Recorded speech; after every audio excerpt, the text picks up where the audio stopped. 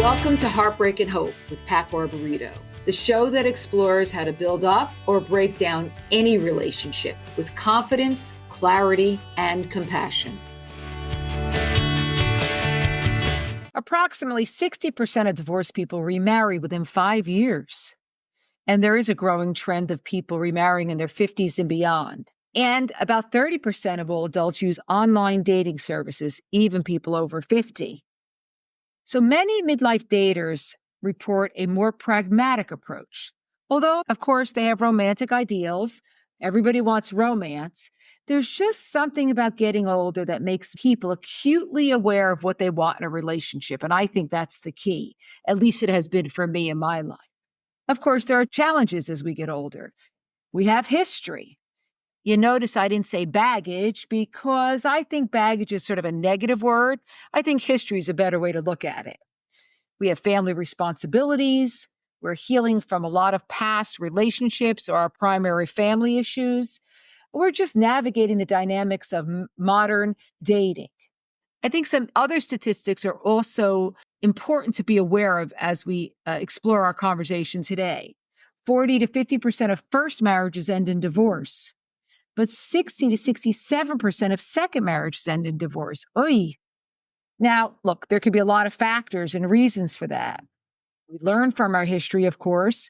We learn what we want. We learn how to have a healthy relationship. But there's complexities of blended families, healing that hasn't taken place, and, well, sometimes old wounds that aren't healed, and they come back to haunt us. So it's complicated, as they say.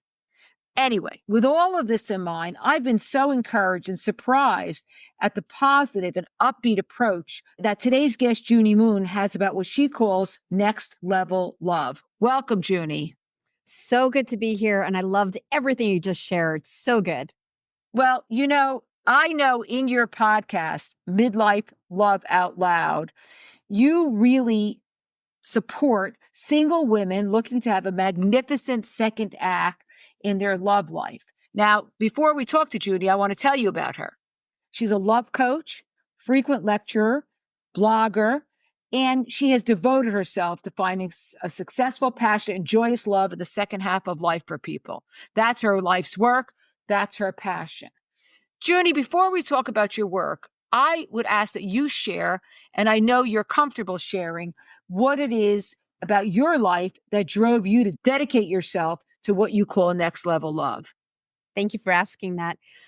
Yeah, I never thought I would have the life that I have right now, where I wake up happy, like literally happy, not just on the outside where everyone goes, oh, wow, she seems happy, but really loving my life, feeling comfortable in my body. And more importantly, I really enjoy people and my relationships with people. And I've experienced what I call next level love, where I can just be myself and not put on acts or jump through hoops and just relax and say, yeah, this is who I am, being able to speak up, speak my truth, get my needs met, and just enjoy. And that was not most of my life. In fact, it wasn't until like my early 40s that I really woke up. I walked on eggshells, unable to speak my truth, micromanaging everything. I was in a very dysfunctional 20-year marriage. I was afraid of him. I was afraid to ask for my needs to be met because I was afraid of rocking the boat. And I know I'm not alone in this experience because so many women I speak to say, yeah, that was my reality too, and still is. I'm afraid of being betrayed. I'm afraid of all these different things that have happened in the past. Well, I was living it. I walked around with knots in my stomach on a regular basis. I was eating a lot of food to manage. I was 200 pounds and 5'3". So when I woke up and I found the body of work called shadow work, which is the personal growth model that I now am trained in and offer to other people, when I did the healing work and then experienced next level love with an amazing partner where I could just enjoy and have that deep soul to soul, heart to heart, expansive connection. I knew I was onto something and I knew I had to share it with the world. And since I was a kid, I always wanted to have more love in my life and to connect more and to see people happy and smiling.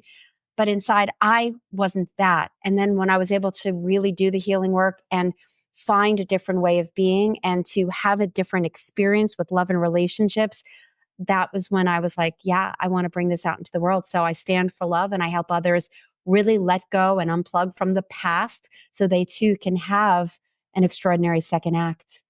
Well, first of all, how old are you? I'm 60.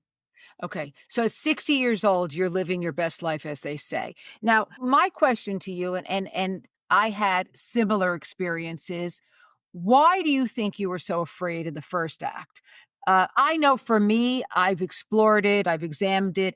It was probably a lot to do with my primary family upbringing. I didn't have the tools necessary to understand a healthy relationship. I didn't have the tools necessary to choose a partner that was an appropriate partner and a healthy person.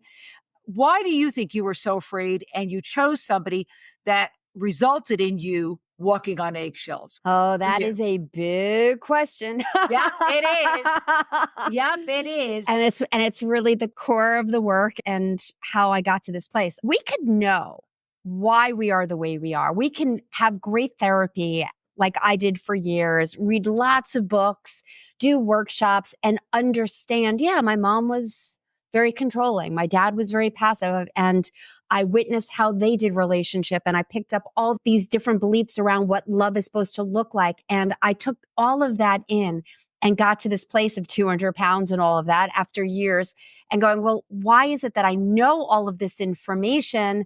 Why can't I change the trajectory of my own life? And it's because that's just conscious stuff. You understood it intellectually. Yeah, But exactly. so we understand things intellectually. I understand that my father was very damaged. I understand my mother was limited. Right. But for me, it didn't percolate down until I was well into my 50s. Yeah. When Yeah. did it, when were you able to understand it so that it was organic, it was natural, as part of your fiber?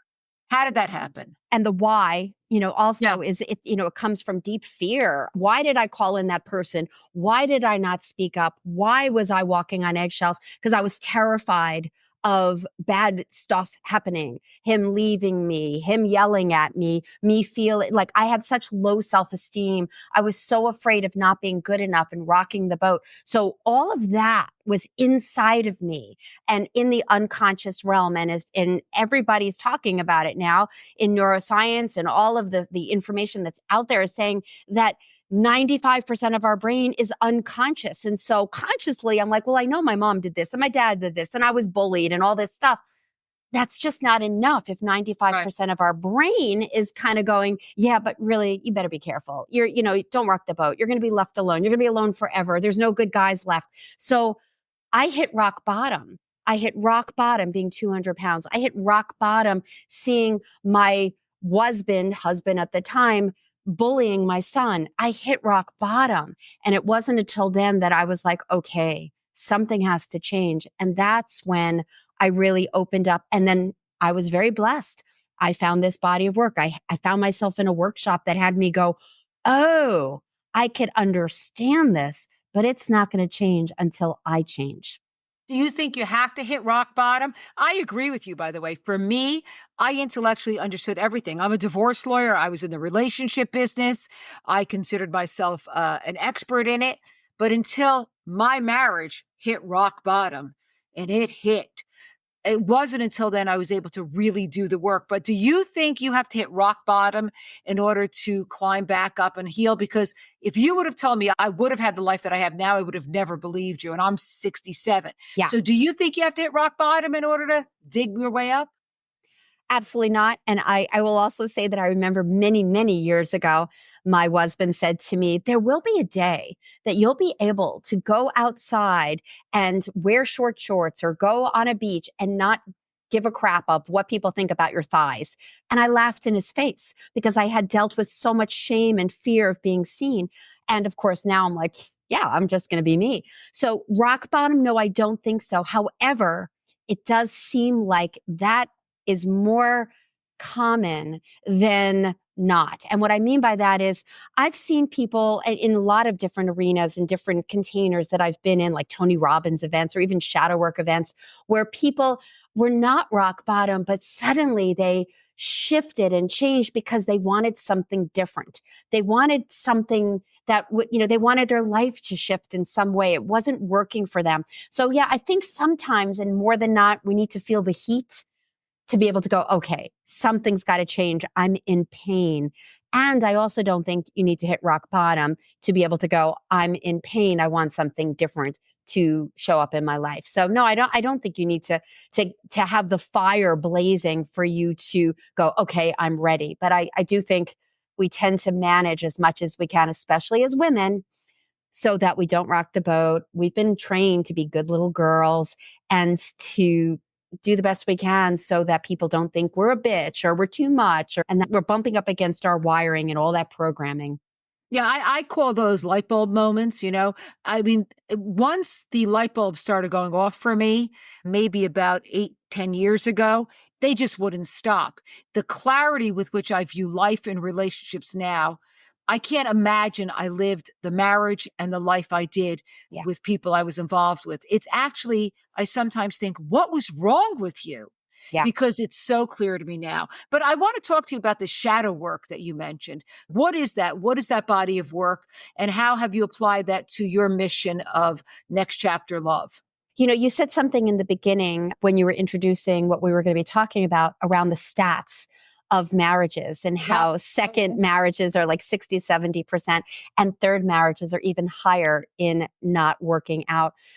And what I say is there are these very specific blind spots that people have. And I know you don't like the metaphor of baggage, but I'm going to say baggage. You know, it's like we pick up a lot of stuff along the way. We pick up Yeah, a lot of beliefs we do. and we bring all of these beliefs, all this baggage. I say we bring a U-Haul of all of our past to our next relationship.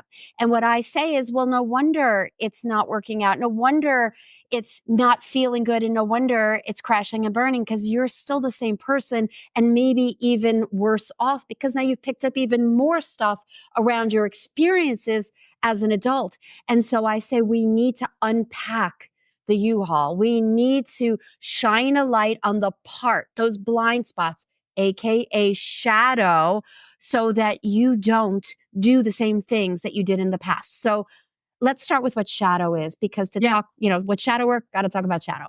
So shadow, and people will say, oh, that sounds scary. Shadow, it's behind you, it's in the dark, it's the bad. We, throughout our life, have had experiences and pain and things that we've learned that have shaped us, and we've made some unconscious decisions around, I better not be like that. I better not show up like this. We better not embrace aspects of who we are, because if we do, something bad is going to happen. If I open up my mouth and I ask for my needs to be met, I might be shamed. I might be criticized like I was as a kid. If I say, hey, I would really love to go to this restaurant or go on this trip, and we then have a belief around, I'm selfish if I do, we don't. And so what happens is, it's a very wise part inside of us. We call it the risk manager.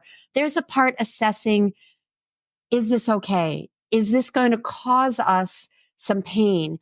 And what happens then is this part goes, ooh, the last time you asked for what you wanted, not only you didn't get it, but you got criticized and shamed and it hurt. So don't do that. Let's take that energy of selfishness and throw it away. Let's just not ever ask for your needs to be met. And let's just be a people pleaser. Let's just be a yes person. Let's just take care of everybody else, because then you never have to deal or feel the stuff you felt in the past. The problem is that when you cut off or try to cut off a part of who you are, you throw the baby out with the bathwater. And using, let's just say, selfish as an example, inside the energy of selfishness, the part that is focused on oneself, if you throw that away and say, I'm never going to be selfish, you're throwing away self-care. You're throwing away the ability to say, hey, my needs matter. And I'd like to have a conversation around that. And so shadow work then is the journey of shining a light on, what did you lose access to? What did you learn was not safe to be like? And how can you take those parts back in a conscious, safer way so that you could be a fully integrated human being, love your life, and not lose access to parts that are really valuable? Did that make sense? Yeah, it did. So, as part of your love coach work, you do shadow work with people. You put a light on those parts so they understand it. Is that fair to say, or am I? Misphrasing? Absolutely. No, Yeah. absolutely. Because people come to me and they say, I've been online dating for Yeah. years and I'm putting myself out there for years and I still keep meeting crappy guys and abusive people and blah, blah, blah. And I look at what they wrote, I hear what they say, we spend time talking, and I realize that they have the U-Haul. They have all those deep beliefs, and it's influencing how they show up on that first date, how they show up on that first conversation, what they're writing in their profile. So I always say it's the cart before the horse. People finish a relationship and they potentially jump into another, or they go into a relationship and they haven't done this inner work. And so when I work with people, I say, of course I could help you with the dating. Of course I can help you navigate in such a better streamlined way to get better success. However, we need to start with who are you now? What floats your boat? How are you being with yourself? Are you feeling comfortable in your own skin? Are you able to ask for your needs to be met? Do you even know what your needs are? So we need to do the shadow work to really see what's underneath the covers so that you can be your soulmate, so you can love yourself without a partner. And then it's game on. Then you can call in someone who's going to resonate with you and go the distance with you. And that's the success map. That's the love map. I love how positive you are and optimistic, as am I, even having been a divorce lawyer for 40 something years and having had a marriage that ended quite painfully. The truth is, I've always been very positive. I believe if you really want a partner, you will find one. One of the things that I think that I experience and I see is we love as a grown up or as an adult those people who we learn to love. So let me give you an example. And I'm curious about your thoughts about this, Junie. I grew up with a father who was self-destructive and troubled. Did the best he can, and I'm at peace with my relationship with him. He's passed. So when I grew up, I chose a partner who was also very damaged, very self-destructive, because that's what I thought love was. Yeah. And I think that that's also part of the problem. We choose a partner that no matter what is not going to fulfill our needs because it was an unhealthy choice.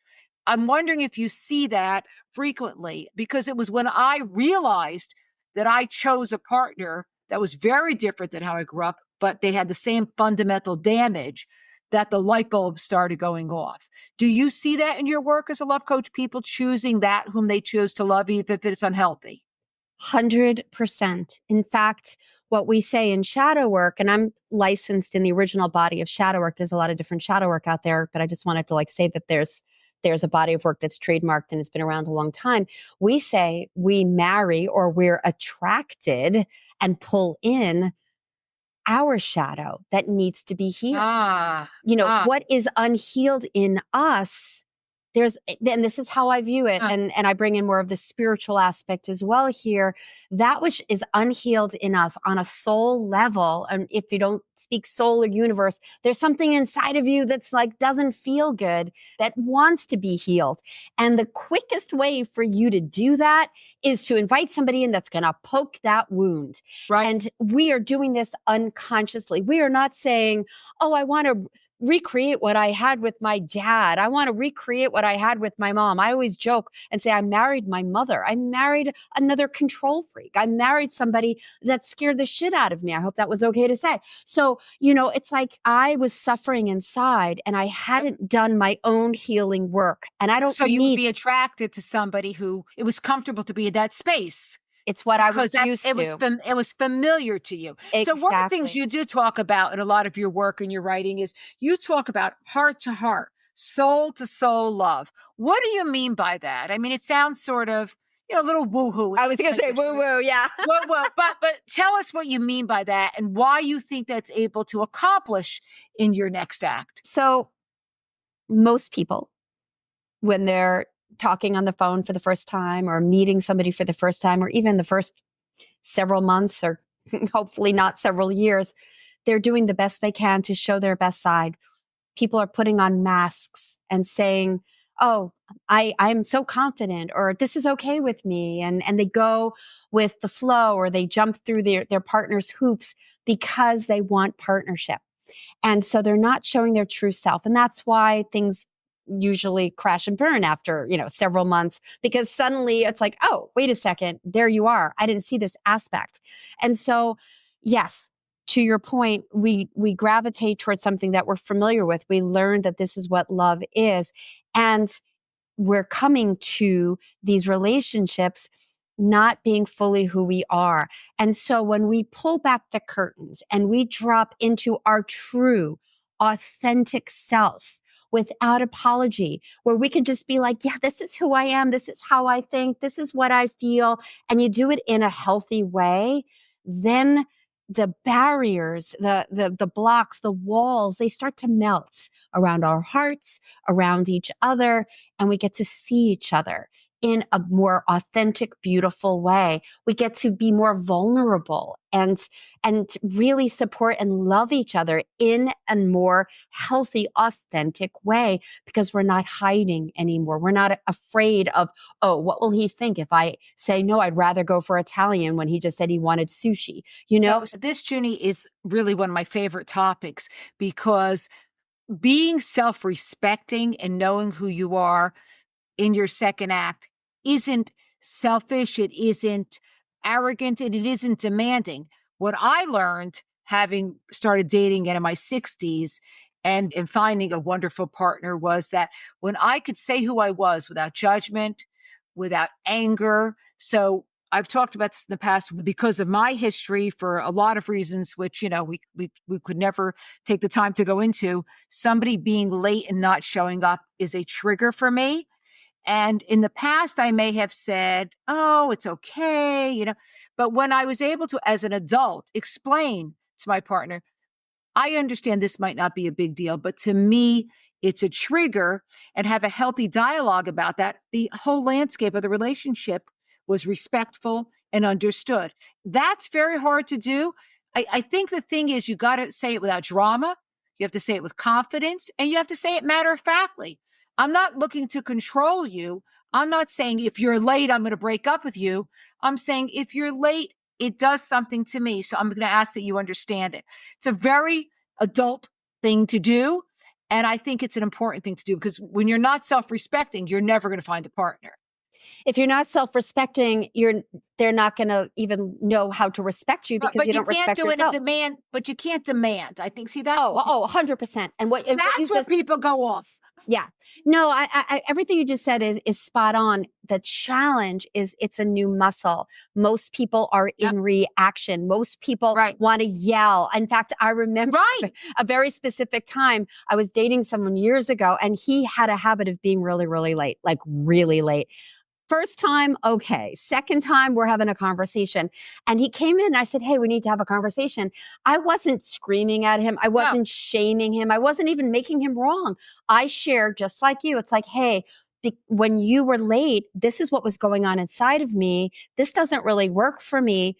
How can we do this differently? It's such like an adult conversation. However, most people don't know how to be in their adult. They go right back into the drama of the past. Yep. They get emotional. They're in their little kid, and it's not pretty. And when people are in their little child, in their little kid, and they're reacting and they're angry, all you have is a fight, and no one's hearing each other. So what you just shared, it's primo. It's like how to be present and share vulnerably about what you did affected me in this way. And then you need to see how they show up. Can they be respectful of how you just shared? Can they go, oh, wow, I didn't realize that. I'm going to work harder to be different for you, versus, well, this is who I am, that you got to accept it or not. And then you have a choice. And there's small things. So with my partner being a little late just isn't a big deal. Once I shared with him what it meant to me, he said, oh, okay, it's about respecting you. It's not about my schedule. And when you do it, it is a miracle of growing up and getting healthy and understanding things, that when you present things like a grown up, like an adult, when you know what you need, you know what will work for you, will work for you. It's not drama. It's not rejection. It's not a scene. It's just, this is going to work for me, or it's not. One of the things that I heard you talk about, or read that you talked about, is what women come to you and they ask a lot of questions when it comes to getting love correctly in relationships. And it made me so sad to see that women talk about, why can't I get this right? What's wrong with me? Why are all the good guys talking? Am I too old, too fat, too Yep. selfish? It made me so sad to read that because I'm thinking, wow, if you're 50 years old and you can't understand your self worth, you will never attract a healthy partner. If you have those thoughts about yourself, I'm going to tell you right now, you're never going to attract a healthy partner. That's sad to me. I 100% agree. And we've all of us as human beings Absolutely. have gone down that Oh, journey. yes, I'm And not it's above so it. I sad. agree. Yeah, yeah. And it's so sad, the longer we go, the more we're like, oh my God, now I'm in my 50s, now I'm in my 60s, now I'm in my 70s. Will I ever get this? And we can be so hard on ourselves. We can beat ourselves up. I can't believe I'm telling myself this, or I feel so horrible about myself, and who's going to love me in my body. And this is where shadow work shines, because it takes the shame off. It's quiets down that part that rakes us over the coals and makes us feel inadequate or shameful, or like we'll never, find a partner. And so we must learn how to disconnect and heal and move forward. Like I said, there's this part called the risk manager. That part that's telling you there aren't any good guys left. No one's going to love you because you're older now. Your boobs aren't as perky, whatever it is. It has us constrict. It has us doubt ourselves. And it is really sad. And we feel horrible about ourselves. And what we need to do is get that part that's doing that to us, realize that the strategy of making us feel hopeless and have that low self-esteem and in our fear, to get that part to realize that its strategy is hurting us. And so we need to befriend that part. I mean, that's one of the pieces, one of the biggest processes I do with people is to get that part that thinks it's doing you a good service by having you feel horrible, that keeps you from opening up your heart and keeps you safe. Keeping you safe, yeah, on one hand, if you don't open up your heart, you don't go into a relationship, yeah, you don't have to risk getting your heart broken or having a breakup or something like that. But the cost Uh, and how we treat ourselves. So, yeah, it is sad, but, and but there's hope. But I speak with a lot of people, and we're speaking about women and heterosexual relationships in this show. And sometimes I do see women who say they're too old or they're too unattractive or whatever, and they get comfortable in that space so as to avoid intimacy, as Yeah, opposed to let me if I'm comfortable, overweight, or whatever, okay. But if I'm not, let me do what's necessary to improve myself so I have that confidence, not for somebody else, but for yourself. And the other thing I see a lot of women do, and it makes me sad, there are no good men out there. yeah, Well, again, I'm a divorce lawyer. I have as many male clients as female clients. There's a lot of very good men out there. yeah, I think there are men who get better with age, quite frankly. yeah. And I think they're better in their 50s and 60s.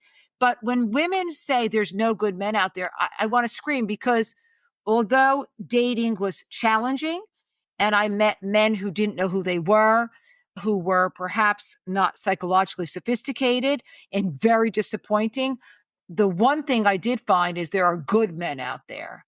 So when Yeah. people say that, it makes me a little kooky because I think that's a cop out. That's a way to not meet a good man. Okay, so there's a yes and here. So yes, you're Okay. absolutely right. It Okay. sucks that people are thinking that, and that there are some really great men out there.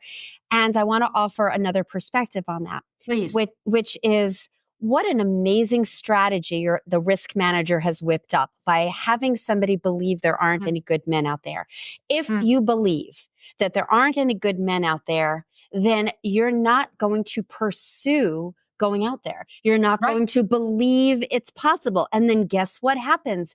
It will not happen. And you stay in your safe bubble because there aren't any good men out there. It's the perfect strategy to keep you from taking the risk So how do you of putting break yourself it? out there. How do you break that? The shadow work. So again, it's like, I want a partner, but I'm afraid there aren't any good guys out there. Well, is that really true? How do you know? And so when I work with somebody, and it's hard to kind of go into this in this short period of time, but what's the biggest fear? And we need to drill down. What are you most afraid of? What's happened in your life that has nothing to do with, are there any good guys out there? What's happened with your relationships? What have you experienced? What do you know or believe so strongly that relationships are going to be like, that has that part inside of you that's going, all right, I got to do whatever I can to keep her from thinking that it's even possible that there's a good guy out there. I'm going to tell her she's too fat. I'm going to tell her there aren't any good guys out there. I'm going to tell her it's too late for her. Just make the best of it. So there's got to be something underneath that is going, oh my God, if I really believe that I can have something different and actually, and it sounds so crazy, I can actually be happy and open up my heart and find somebody. Why would I get in my own way? Because there's a part that's terrified. I'm going to lose him. He's going to get sick. He's going to die like my last husband. He's going to betray me like the last husband. I'm going to be abused like my last husband, whatever it is. So we need to get beyond the beliefs of what you think now is possible and go, well, why are the beliefs even here? And get rid of them. And that's what shadow work does and moves you forward. Junie, there are realities. They could die. They could break up with us. They could disappear. I mean, those are the realities of getting involved with anybody. True. And you almost have to accept that inevitably, you know, in the divorce practice, I always say marriages end. No matter what, a marriage ends. Somebody dies or you get divorced. So it's going to end for one of you in some way. And those are the realities of life. That's part of being a grown-up, is accepting that, though. But we're not in the adult realm here. That's the thing. We're in the fear realm. We're in that I've been hurt realm. And so, there are realities, and this human journey has all of that in it. And so the opportunity, and this is some of the work that I do, is literally sitting with the risk to open up your heart and take a chance and the risk not to, and to have it in front of you, not in shadow, but to be able to see as clearly as you can why you want it. Are you willing to take that chance? You know, I had a client years ago who so wanted to have a partner, and she just kept going with the same guy. What I mean by the same guy is same person. And she never had a long-term relationship. And she was in her mid-50s. She was giving up hope. I keep getting this type of person, blah, blah, blah. And so we did the shadow work. And, she's like, well, I just don't believe that there's somebody out there. And she had all these beliefs. And we did this one process, and she dropped in to an experience of what she witnessed with her parents and the belief she had around what is possible in relationship or not possible in relationship. Total breakthrough, totally disconnected from that belief in that process. And I swear to you, 2 weeks later, she met the man of her life. And I just was actually with them a few weeks ago, married for at least 2 years now. They've been together 5 years. She broke the pattern, but she couldn't do it consciously. She didn't know that there was a part of her in the background going, don't even bother, because it's going to crash and burn. She had to stop the pattern. She had to stop the belief and come to the present moment in her adult going, oh, wait a second. It's worth the risk. This is not my reality. That was my parents' reality. And I don't actually even believe that. But until you shine a light on that, it's in the 95% of our brain running in the background, having us do the same thing over and over and crashing and burning or not putting ourselves out there or numbing out or whatever it is. Like you, I'm always so inspired by the resiliency of the human heart to open up and find love again. And again, I'm a divorce lawyer, so it's hard to be optimistic, but I find myself being optimistic. I did not get here by myself. What does that mean? What I mean is I had a mentor. I had multiple mentors. I had a few transformational coaches that brought me into the Shadowlands and brought me out to become the person I am. I had distinct blind spots that traced back all the way to my dad's death when I was 14, where it got set up, where I didn't believe men were going to stick around. So I needed help from the outside to see what was going on in the recesses of my brain. I did not get to this place by myself. Yes, I made choices. Yes, I took workshops and read. Right. I just want to remind people that yes, our hearts are resilient and we can grow and we can heal. And in my total opinion. We're not meant to do this journey alone. And when we have blind spots, they're called blind spots for a reason. Could you, Junie, give our listeners some very practical advice as to how to enter the dating world, how to put their toe in the water or perhaps jump in? So, for us to really move forward and have the second act in the way that we dream about, in the way that we desire, we need to slow down.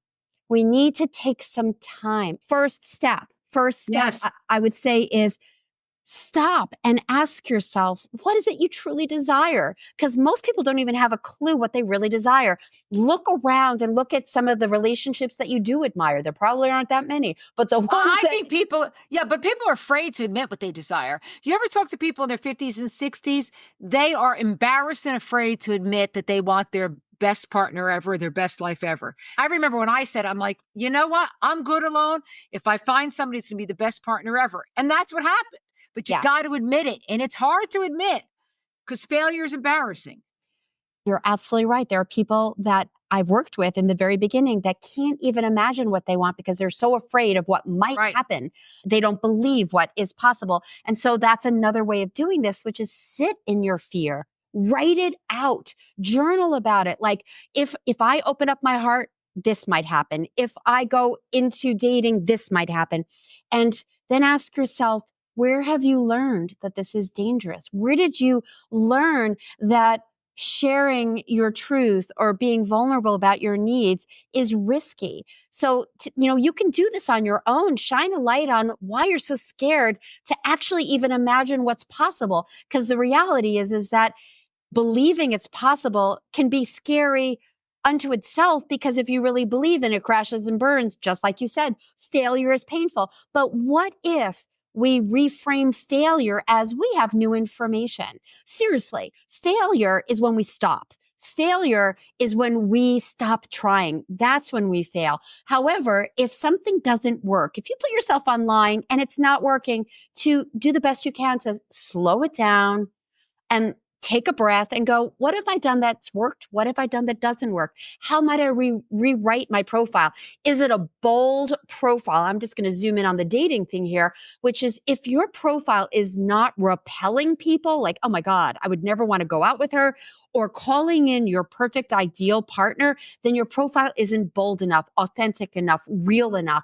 And so if you can't write a truthful, authentic, bold profile, then you must drop into what's going on, because you're going to call in a partner that is going to just recreate all the drama, all the craziness until you get this right. Does that Yeah, it sound? does. And I think what happens when people write profiles, and that is the reality of modern day dating at any age, sometimes they write profiles that will appeal to who they think they want, Yeah. as opposed to writing profiles as to who they are.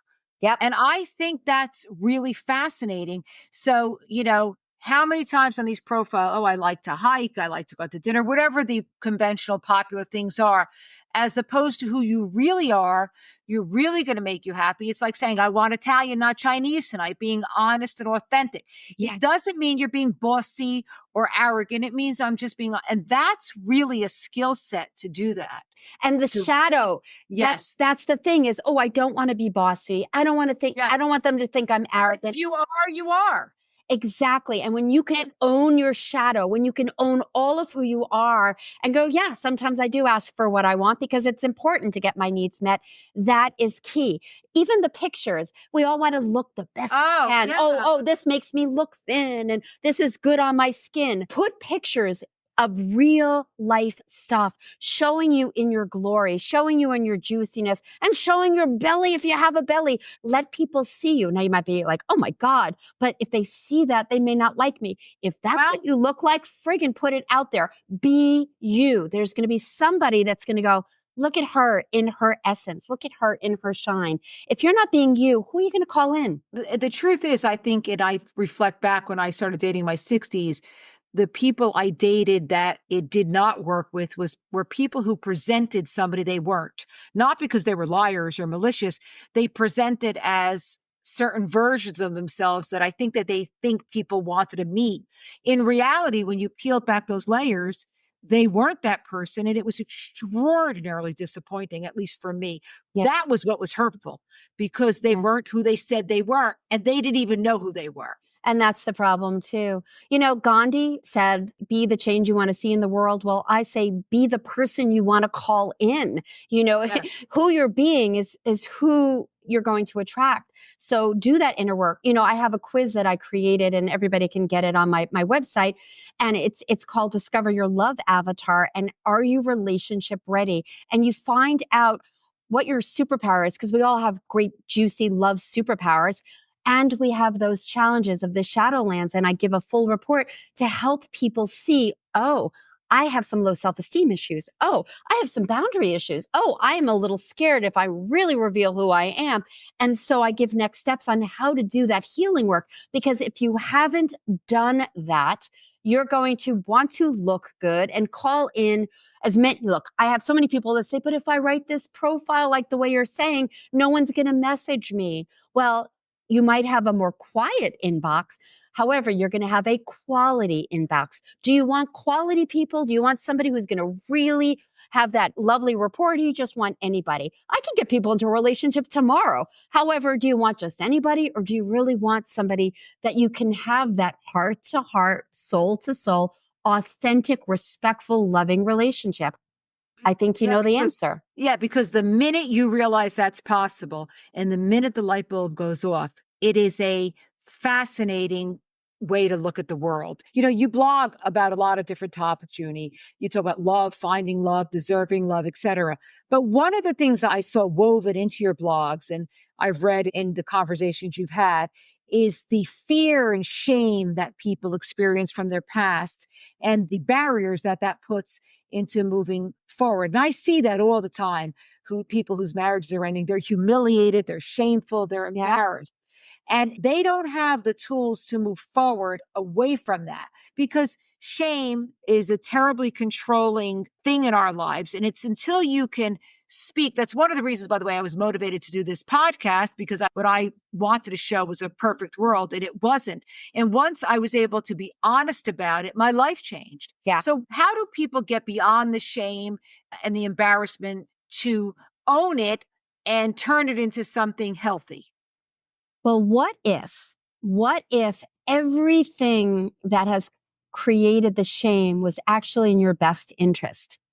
I love that. Sounds a little crazy. No, I love that. I Why would we want to feel horrible? Why would we want to feel scared? Why would love we want to that. feel shame? Well, shame, as you said, I mean, it's so destructive and it's so painful. And it's an amazing tool to keep Yep, us it is. right where we are. Yeah. So, going back to that risk manager, if you've had pain, and who hasn't, love is risky business. If you have had experiences in your life, and we all have, that were heart crushing, then there's nothing more powerful than making you feel like something is wrong with you, where you want to hide who you are so that you don't ever experience that pain again. So if you could truly see that this is a protective mechanism, that you have on some level created this landscape inside of you to keep you from getting hurt. If you could see that this is a strategy to keep you safe, then you could actually let go of the shame. You could actually let go and go, oh my God, I've been loving myself the best I can all these years, and it's just not working. It hurts. And that's the beginning. And that's the shadow work. Let's get rid of the shame by shining a light and coming to that place of deep self-love in action, not just I love myself, and looking in the mirror. But when we start to go, oh, you idiot, what were you thinking? See, no one's in your inbox. Nobody wants you. To be able to go, whoa, thank you for trying to help me avoid potential disasters, but you're making me feel unloved. And I know I'm worthy of love. So it's a new muscle.